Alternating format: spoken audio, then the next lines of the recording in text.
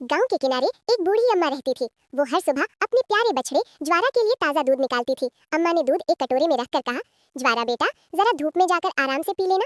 और वो अंदर चली गई। पास ही झाड़ियों में तीन बिल्लियां छुपी थीं, चिक्की, टिंकू और मिनी। टिंकू बोली, अरे देखो कितना स्वादिष्ट दूध है। चिक्की बोली, चलो थोड़ा थोड़ा सब पी लेते हैं, अम्मा को पता नहीं चलेगा। पहली बिल्ली ने जल्दी से दूध पीना शुरू किया। दूसरी बोली, मेरी पारी। तीसरी चिल्लाई, अरे तुम दोनों ने ज्यादा पी लिया। तीनों आपस में लड़ने लगी, म्याऊं म्याऊं करके पूरा कटोरा गिरा दिया। इतने में ज्वारा आया और देखा दूध तो सारा जमीन पर बह गया। वो उदास होकर बोला, अब मुझे क्या मिलेगा। अम्मा बाहर आई। तीनों बिल्लियां डर के मारे भाग गईं। अम्मा बोली, लोभ का फल हमेशा नुकसान देता है। तीनों बिल्लियां पछताने लगी और कसम खाई कि अब चोरी नहीं करेंगी। एक गांव में तीन शरारती बिल्लियां रहती थीं, मिन्नी, चिक्की और टिम्मी। एक दिन उन्हें बहुत भूख लगी, लेकिन दूध कहीं नहीं मिला। मिन्नी बोली, क्यों ना हम अपनी दूध की दुकान ही खोल लें। बाकी दोनों उछल पड़ी। हाँ, दुकान चलेगी तो दूध भी मिलेगा और पैसे भी। तीनों ने गांव के मोड़ पर एक छोटी सी दुकान बनाई। बड़ा सा बोर्ड लगा, म्याऊ दूध केंद्र, ताजा, ठंडा और मलाईदार। गाय, भैंस, बकरी सबको लगा कि बिल्लियां बहुत मेहनती हैं, तो उन्होंने दूध बेचने को दे दिया। पहली ग्राहक आई, एक मोटी सी गाय। उसने कहा, मुझे 1 लीटर दूध चाहिए। टिम्मी ने तुरंत मापकर दूध दिया। गाय खुश होकर बोली, वाह, तुम बिल्लियां तो सच में ईमानदार हो। दुकान में इतना सारा दूध देखकर चिक्की के मन में खुराफात आई। वो बोली, थोड़ा सा दूध पी ले, कोई जान ही नहीं पाएगा। लेकिन जैसे ही तीनों चुपके से दूध चखने लगी, उन्हें स्वाद इतना पसंद आया कि तीनों रुक ही नहीं पाई। पता ही नहीं चला दुकान का पूरा दूध खत्म। जब ग्राहक आने लगे तो दुकान खाली। सब बोले, अरे हमारा दूध कहाँ गया। तीनों बिल्लियां शर्म से बोली, सच कहें तो हमने सब पी लिया। सबने हंसकर कहा, यदि दुकान खोलनी है तो पहले अपने पेट पर काबू करना होगा।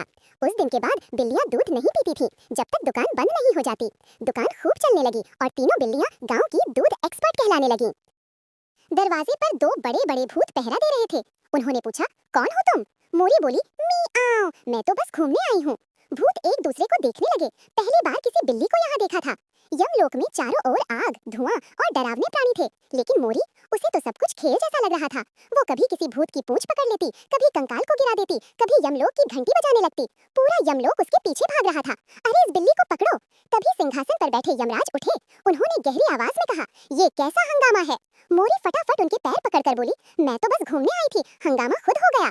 यमराज अपनी भारी मूंछ को सहलाते हुए हंस पड़े। ठीक है, लेकिन यहाँ बिल्ली की जरूरत नहीं, जाओ वापस अपने संसार में खेलो।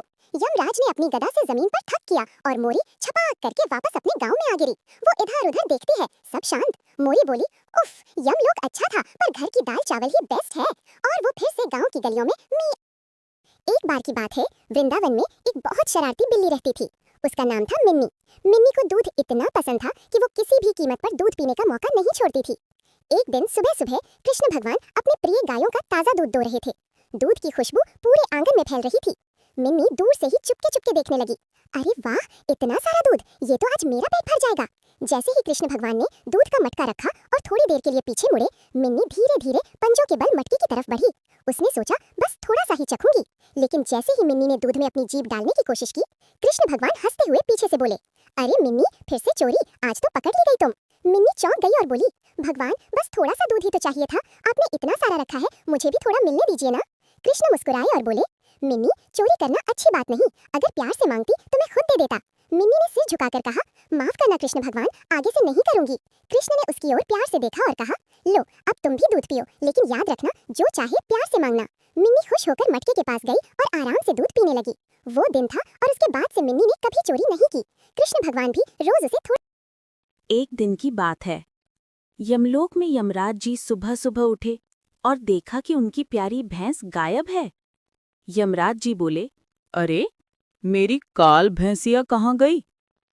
उन्होंने अपने सहायक चित्रगुप्त को बुलाया। चित्रगुप्त, मेरी भैंस ढूंढो, नहीं तो आज किसी की आत्मा नहीं लाने जाऊंगा। चित्रगुप्त डर गए और बोले, महाराज, शायद वो धरती पर घूमने चली गई होगी।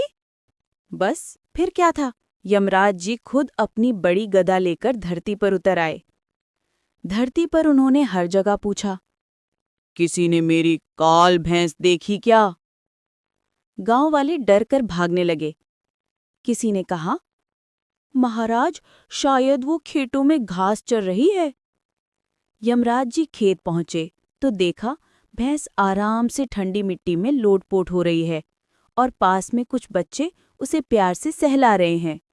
यमराज जी मुस्कुराए। अरे, मेरी काल भैंस भी छुट्टी मनाने आ गई है क्या? बच्चे बोले, महाराज इसे रहने दीजिए, ये बहुत प्यारी है। यमराज जी हंस पड़े।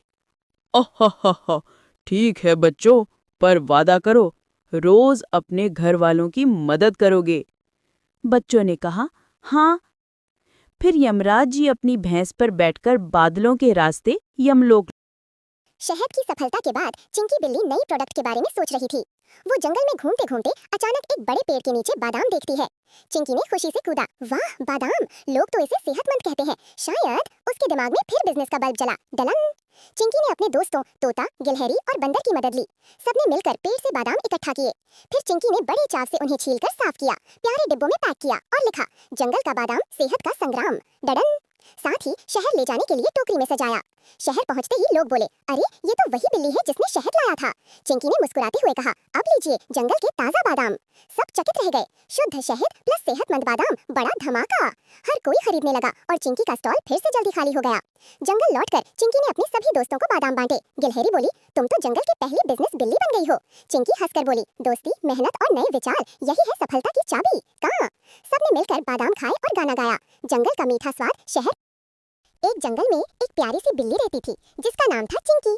चिंकी के पास एक बड़ा बगीचा था जिसमें तरह तरह के फल उगते थे, आम, अंगूर, सेब, केला, सब कुछ। एक दिन उसने सोचा, क्यों ना इन फलों को शहर में बेचकर पैसा कमाया जाए। चिंकी ने अपनी छोटी गाड़ी में सारे फल रखे और चली शहर की तरफ। रास्ते में उसे बंदर मिले जिन्होंने पूछा, कहाँ जा रही हो? चिंकी ने खुशी से जवाब दिया, फल बेचने शहर जा रही हूँ।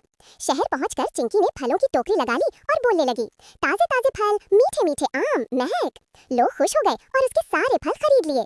हर कोई बोला, वाह कितने रसदार और स्वादिष्ट फल हैं। चिंकी के पास ढेर सारा पैसा हो गया, मनी। वो खुशी खुशी जंगल लौट गई और अपने दोस्तों को मिठाई खिलाई, मिठाई। बंदर बोला, चिंकी हम भी अगली बार साथ चलेंगे, और सब हंस पड़े। एक दिन जंगल में चिंकी बिल्ली अपने खजाने यानी पैसे को गिन रही थी। वो सोच रही थी, फल बेचकर तो काफी पैसा कमा लिया, अब कुछ नया करना चाहिए। उसी वक्त पास से मधुमक्खियां गुजरी जो पेड़ पर छत्ता बना रही थी। चिंकी की आंखों में चमक आई, अगर मैं शहद बेचूं तो? उसने तुरंत मधुमक्खियों से दोस्ती कर ली। चिंकी ने मधुमक्खियों की मदद से जंगल का ताजा शहद इकट्ठा किया। उसने छोटे छोटे जार में भरा और एक लेबल लगा दिया, जंगल का असली शहद, 100% शुद्ध। वो खुद ही मधुमक्खी जैसी टोपी पहनकर तैयार हो गई। शहर में लोग पहले ही चिंकी को पसंद करने लगे थे। जब उसने कहा, फलों के साथ अब शुद्ध शहद भी है, सब दंग रह गए। लोग बोले, असली शहद, वाह ये तो सेहत के लिए बढ़िया है। और सारे जार जल्दी जल्दी बिक गए। चिंकी फिर से जंगल में ढेर सारा पैसा और कुछ खास शहद लेकर लौटी। उसने अपने दोस्तों को मीठा शहद चखाया। बंदर बोला, वाह चिंकी, तुम्हारा तो बिजनेस बढ़ रहा है। चिंकी मुस्कुराई और बोली, मेहनत करो तो